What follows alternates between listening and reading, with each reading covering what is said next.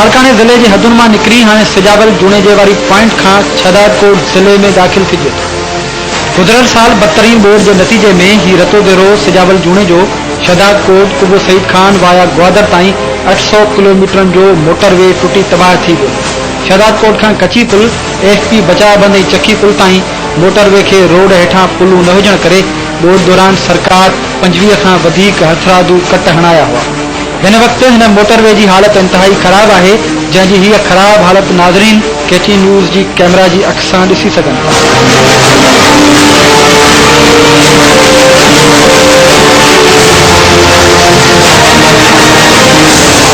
12 साल अॻु में नवाज़ शरीफ के दौर में रतो देरो शहर का सिजावल जूने जो शदाकोट कुबो सईद खान कच्ची पुल किरख खुजदार ऐं ग्वादर पोर्ट ताईं हिन मोटरवे जो इफ्तिताह कयो वियो।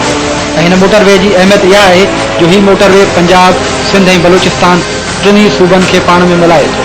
परवेज़ मुशर्रफ के दौर 2004 ईस्वी में रते देरे खां कुबो सईद खान ताईं 4 सालन में रुगो 55 किलोमीटर मोटरवे ठही सघियो।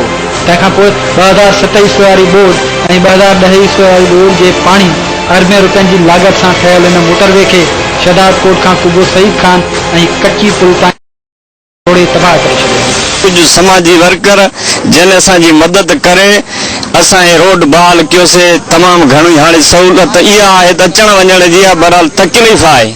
भला मेडिकल के हवाले से कहिड़ी तकलीफ़? मेडिकल के हिसाब सां तमाम घणी हितां जे माण्हू खे तकलीफ़ आहे। जेके एतिरे क़दुरु माण्हू जी असां हालत ॾिठी आहे, जेके असांजा माण्हू हितां जा आहिनि कच्ची पुल जा जिथे फ्लड नुक़सान कयो आहे, उहे काई बि शइ दवा खां वठी जेको आहे सो पंहिंजो खाइण पीअण जी शइ बि वठी कोन था सघनि। हुननि जी एतिरी जेको आहे त कुवत कमज़ोर थी वई आहे। असां सां इहा वॾा मसइला आहिनि। तक़रीबन 10 महीना सिलाब थी विया आहिनि। असांजा जेके हद जा MP MN आहिनि, उहे आवाम न को सार लहनि था, न संभालनि था। हिते जेके वॉन्टर आहिनि, उन्हनि जा पंहिंजा जेके आहिनि, असां उन्हनि खे नुमाइंदो करे असांजे हद जे माण्हू जेके वॉन्ट ॾेई मथे चाहियो त हीअ असांजा वार कनि, हीअ असांजो कोई हेल्प कनि। अलाए साईं गवर्नमेंट जहिड़ी सुजाग थिए हिते त काफ़ी एक्सीडेंट था थियनि।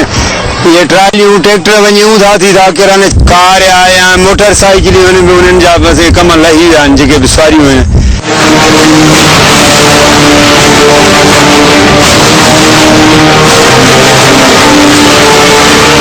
इन रोड की खराब हालत सबब ट्रांसपोर्ट के अच वञ में शदीद तकलीफ़ से मोहजणो पवे थो। पर इन इलाइक़े में चूंडियल नुमाइंदन MNA फरियाल टालपुर, MNA आमिर मक्सी और MNA रमेश लाल तोड़े सूबाई वज़ीर नादिर मक्सी के हुजण और शहीद बेनज़ीर भुट्टो के चूंड तक हुजण बावजूद शदाकोट कुबो सईद खान जो ही मुख्य रोड हींअर बि निंधड़को बणियल आहे। साईं गाड़ियुनि खे ख़र्चो थो थी वञे, छाकाणि ख़तमु गाड़ी कल्टी था थी पवनि, पैसेंजर बि बोर थियनि था ॾाढो। वरी ज़ालत असां सां वॾी छा आहे, गवर्नमेंट असां सां तावन ई नथो करे, रोड जो को न कमकार कराइनि था न छा। सैलाब खे त वॾो टाइम थी वियो आहे। जेको खड़को धड़को हुयो अॻ में उहो असां बंदि करायोसीं, वरी साॻी गाॾियूं खुली वयूं आहिनि बाडियूं। खीर विकिरो कंदड़ ही पोरियत हाकिम अली सीलो ॿुधाए थो त शदाकोट खां कुबो सईद खान ताईं रोड एतिरो त ख़राब आहे जो रोज़ानो गाॾियुनि जा टायर बस्ट थियनि था ऐं हिन रूट ते अमन अमान जी सूरत हाल बि इंतहाई ख़राब आहे। हितां जा हुक्मरान का शइ कनि था, न ई को कमु था कनि, रुगो आसरा ॾियनि था। 10 महीना थिया आहिनि बोर्ड खे, हिनमहिल ताईं कुझु बि न थी सघियो आहे। केतिरो रोड ख़राब आहे?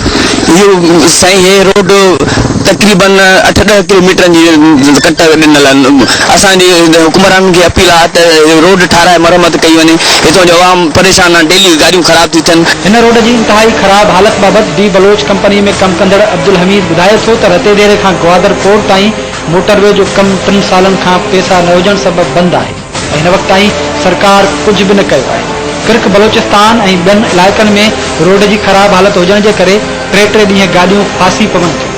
कुबो सईद खान खां कश्मीर ताईं 1 कलाक की मुसाफ़िरी हूंदी हुई, पर हाँ बोर्ड खां पोइ रोड के टुटी वञण के नतीजे में 4 खां 5 कलाक गाड़ियों जो सफर तय थे तो। मसला पता नहीं, ये समझ में नहीं आ रहा है कि मसला क्या है, किस वजह से काम बन रहा है। 3 साल से अभी तकरीबन 1 महीना पहले इधर पहाड़ी में बारिश हो गया था ना, रास्ता बंद हो गया। तकरीबन 3 दिन तक बसें वहाँ रुकी रहे और सवारियाँ भूख से मर रहे थे। न कोई कंपनी वाले उनको मशीन दे रहे थे रास्ता बनाने के लिए, न उनको निकाल रहे थे बाहर, न रोटी के लिए कुछ, न पीने के लिए पानी, कुछ भी नहीं था। तकरीबन 3 दिन तक वो उधर पड़े रहे। 3 दिन के बाद इन लोगों ने खुद बेलचा गेंती उठाकर रास्ता बनाया और वो चले गए। रास्ता खराब है, ये गाड़ी का कमानी भी टूट जाता है और भी बहुत से नुकसान होते हैं, गेयर भी टूट जाता है, किरास भी टूट जाता है।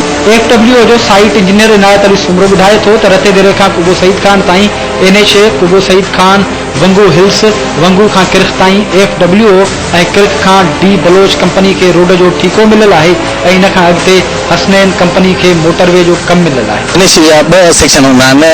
हिकिड़ो त हूंदो आहे जेको फ्रेश कमु थींदो आहे असांजो रतोदरे खां गवादर रोड हले पियो थो कमु असांजे सेक्शन ते। वज़ीर आज़म साहिब जो आहे ऐलान कयो आहे रतोदरो गवादर जो आहे असांजा पैसा रिलीज़ कंदासीं या जेको असीं शुरू कंदासीं। ये जेके कन्वर्ट तव्हां ठाहियो था पिया केतिरियूं तकरीबन ठाहे विया? तकरीबन असांजूं कन्वर्ट्स मुकमल थी वियूं आहिनि। हीअ हाणे हुन जूं विंग वालूं आहिनि जेके असां ठाहियूं पिया था, विंग वाल्स रहियल हुयूं। हीअ कन्वर्टूं असांजूं तकरीबन 2 साल अॻु में मुकमल आहिनि। हिन जूं हा ॿुड खां पहिरियां असां हिन जूं विंग वालूं हिन वक़्तु असां कंप्लीट कयूं था। उन खां पोइ हिन ते जेका 2 लेयरूं आहिनि उहे ॾही ऐं ब्लैक टॉप कंदासीं।